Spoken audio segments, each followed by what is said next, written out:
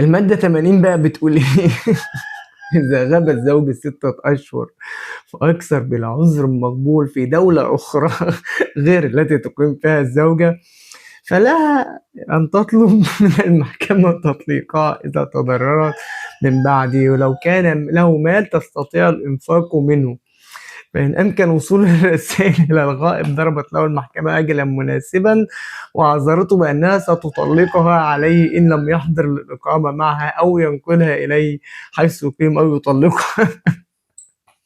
فإذا انقضى الأجل ولم يفعل ولم يبدأ عذرا مقبولا طلقتها المحكمة عليه، فإن لم يكن له محل إقامة فرقت المحكمة بينهما بطلقة بائنة بلا أعذار أو ضرب أجل.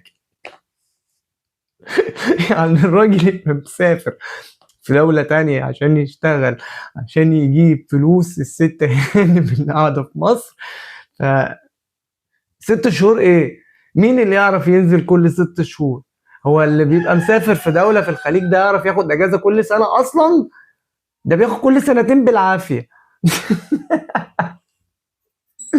لا يا اما كده يا اما ياخدها تسافر معاه. طب ياخدها تسافر معاه ازاي؟ المصاريف هناك ما يقدرش يتحمل لو اجر اصلا هناك شقه او مرتبه هيعوز مرتب على مرتبه.